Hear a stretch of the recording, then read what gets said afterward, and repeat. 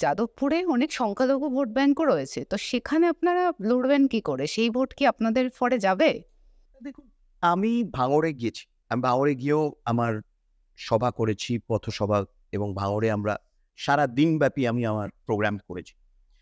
দেখুন, আমাদের রেকর্ড গত ১০ বছরের। কেন আবার বলছি যে এই নির্বাচন নরেন্দ্র মোদীকে তৃতীয়বার প্রধানমন্ত্রী নির্বাচিত করার নির্বাচন। এবং আমার কথা হচ্ছে যে যাদবপুরকে একটু টিম মোদির সাথে জুড়ে দেবার একটা সুযোগ দিক না পশ্চিমবঙ্গের মানুষ। তারা তৃণমূল কংগ্রেসকে দেখেছে, এর আগে সিপিএমকে দেখেছে। আমি বলছি এবারে এবার একবার বিজেপিকে দেখুক, এবার অনির্বাণ হোক, তাদের কাছে এটাই। এবং বিশেষ করে মাইনরিটিদের একটা কথা আমরা বারবার বলছি, এবং সেটা প্রধানমন্ত্রী নিজেও বলেছেন, যে তার গত ১০ বছরের record as prime minister, his performance, কোনো একটি উদাহরণ পাওয়া যাবে না যেখানে কোনো সম্প্রদায় ভিত্তিক ডিসক্রিমিনেশন হয়েছে in terms of development. CAA ভোটের আগে যে চালু হলো, তো সেখানেও কোনো প্রভাব পড়বে? না, আমার মনে হয় যারা হ্যাঁ, আমার মনে হয় যারা খুব সচেতন, মাইনরিটিদের মধ্যেও যারা সচেতন, তারা বোঝে পরিষ্কারভাবে যে সিএএ কোনো নাগরিকত্ব কেড়ে নেওয়ার আইন নয়। এটা নাগরিকত্ব দেওয়ার আইন, একটি বিশেষ কারণ যারা উৎখাত হয়েছে, যাদেরকে নিজেদের ভিটেমাটি ছেড়ে চলে আসতে হয়েছে, এটা তাদের জন্য।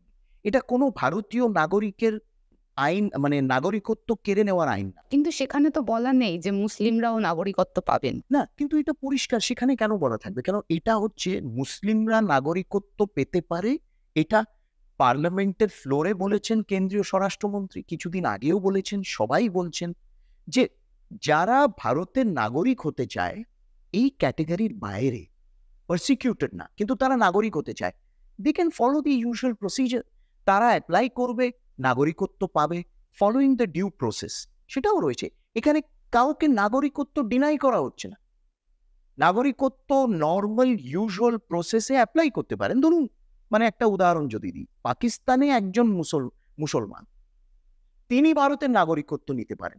He is entitled to apply in the regular process. এদের জন্য যাদের নামাঙ্কিত করা হয়েছে, এরা ইতিহাসে, কেন আমরা পশ্চিমবঙ্গে বসে আছি, আমরা পার্টিশন, দেশভাগ, এবং দেশভাগের যে বিশেষ করে যাদবপুরের যারা রয়েছেন, তারা তো জানেন, আরো বেশি করে জানেন আমাদের যারা উদ্বাস্তুদের সমস্যা। সমস্যা, তারা জানেন, তারা বুঝতে পারবে যে এই আইনটা কেন কতটা একটা ইমোশনাল। আমি অনেক মেসেজেস পেয়েছি, আমাদের মনোভাব। আপনি বলছেন সিএএ তাহলে যাদবপুর লোকসভা কেন্দ্রে বিশেষ করে বিভিন্ন জায়গায় যে কলোনি রয়েছে, যারা ওপার বাংলা থেকে এসেছিলেন, তাদের কাছে সিএর জন্য ভারতীয় জনতা পার্টি আগের থেকে আরো শক্ত জায়গায় এসে দাঁড়িয়েছে। আমি বলছি তারা বুঝতে পারবে এটা কেন আনা হয়েছে। এইটা একটা প্রতিশ্রুতি যারা আমাদের ফাউন্ডিং ফাদার্সরা দিয়েছিল, তাদেরকে যারা ওপারে রয়ে গেছিল। এবং শ্যামাপ্রসাদ মুখোপাধ্যায় নেহেরু মন্ত্রিসভা থেকে 19শে এপ্রিল 1950 সালে, যখন সেই অল্প বয়সে কেন্দ্রীয় মন্ত্রী হওয়ার পর তিনি পদত্যাগ করেছিলেন এই কারণে, যে আমরা তাদেরকে সুরক্ষা দিতে পারছি না।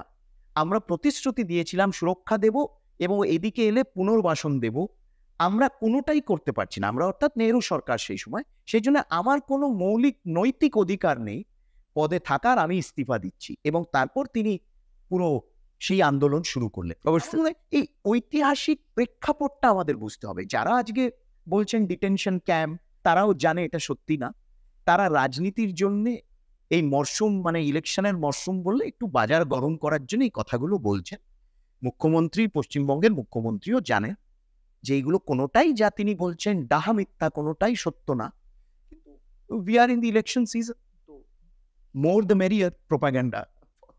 অনির্বাণ বাবু, এই প্রসঙ্গে একটা প্রশ্ন, এটা আপনি বলেই বলছি, এটা যদি ভারতীয় জনতা পার্টির অন্য প্রার্থী হতো আমি অবশ্যই এই বিষয়টা এখনই তুলতাম না হয়তো। কিন্তু এটা তো ঠিক, এই যে দেশভাগ, একটা কলঙ্কিত অধ্যায় আছে। আমরা জানি এত হত্যা, এত গণধর্ষণ, এত খুন ভারতবর্ষ শুধু নয়, গোটা পৃথিবীতে কোনো জনজাতি, খুব কম জনজাতিকে এরকম সামলাতে হয়েছে। এমনকি আপনি যদি পূর্ব এবং পশ্চিম পাকিস্তানেরও সময় ভাগ দেখেন, এতটা হয়তো ওখানেও হয়নি, যে নৃশংসতা এখানে হয়েছিল। তা সত্ত্বেও শ্যামাপ্রসাদ মুখোপাধ্যায়ের মতো টাওয়ারিং ফিগার থাকা সত্ত্বেও জনসংঘ বা এই যে ধরুন ভারতীয় জনতা পার্টি বা মধ্যবর্তী সময়ে অন্য কোনো সংগঠন, এটাকে তারা ধরতে পারলো না। গোটা উদ্বাস্তু আন্দোলনটা চলে গেল কমিউনিস্টদের হাতে, বামেদের হাতে। এটা কি কোথাও মানে আজকে এতদিন বাদে এই প্রশ্নটা জাগবে না? তাহলে তখন উদ্বাস্তু হিন্দু বাঙালির কোনো রাজনৈতিক শক্তি ছিল না, যেমন এখনো নেই হিন্দু বাঙালির কোনো রাজনৈতিক শক্তি। আমার মনে হয় যে ভারতীয় জনতা পার্টি প্রধান বিরোধী দল হিসেবে পশ্চিমবঙ্গে যখন উঠে এসেছে, এটা একটা বাঙালি হিন্দুর জন্য এটা একটা অবশ্যই একটা সিগনিফিক্যান্ট ডেভেলপমেন্ট মনে রাখ। দ্বিতীয় হলো যে শ্যামাপ্রসাদ মুখার্জির অকাল মৃত্যু, এটাতেই কিন্তু পুরো বিষয়টাকে ঘুরিয়ে দিই। আপনি বলছেন একটা শূন্যস্থান, নেতৃত্বের শূন্যস্থান ছিল। এবং সেই শূন্য স্থানটা অন্তত পশ্চিমবঙ্গে পূর্ণ করতে পারেনি জনসংঘ। কেন সেই সময় জনসংঘ গ্রো করছে, তিনি জনসংঘ গঠন করার 1.5 বছরের মাথায় মারা গেলেন এবং নেহেরু প্রতিজ্ঞা করেছিল আই উইল ক্রাশ জনসন। সেই প্রেক্ষাপটে পরিস্থিতিতে জনসংঘের বিভিন্ন জায়গায় নিজের যে রুট স্ট্রাইক করা, সেটা কেন ন্যাশনাল স্টেচার, ওনার মতন স্টেচারের ন্যাশনাল লিডারও ছিল না জনসংঘের কাছে। ইট ডেভেলপড ওভার দি ইয়ার্স। কিন্তু একটা কথা মনে রাখতে হবে, আমাদের প্রথম সাধারণ নির্বাচনে Jana Sangh sufficient members of the legislative assembly MLA পেয়েছিল পশ্চিমবঙ্গ থেকে, এবং সেই এমএলএ পাওয়ার দরুন আচার্য দেবপ্রসাদ ঘোষ প্রথম রাজ্যসভায় যায় জনসংঘ থেকে 1952-তে।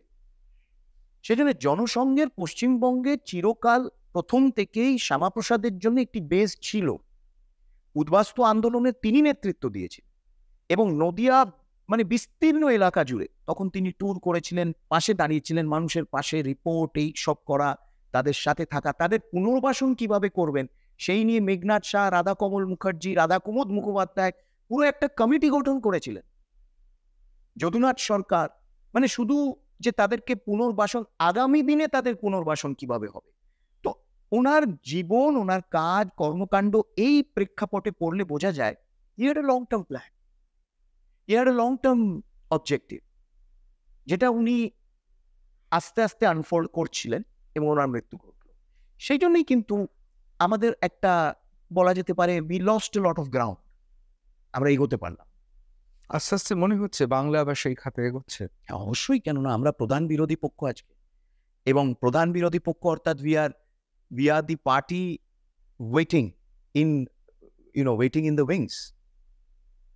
অবশ্যই এগোচ্ছে, কেন ইনক্রিমেন্টালি গত 10 বছরে পশ্চিমবঙ্গে যেভাবে ভারতীয় জনতা পার্টি মানুষ অ্যাকসেপ্ট করেছে, Bharatiya Janata Party incremental growth in seats, in vote percentage, এত সংঘর্ষ, এত বিরোধিতা সত্ত্বেও যে আমরা এখানে দাঁড়াতে পেরেছি। এবং মানে আবার ইতিহাসে যদি মনে করা যায়, আজ থেকে যখন 98 সালে ঘাসফুলের যখন পার্টি গঠন হলো, সেই ইনিশিয়াল বেশ কয়েক বছর আমরাই তো সমবেদনা জ্ঞাপন করেছিলাম।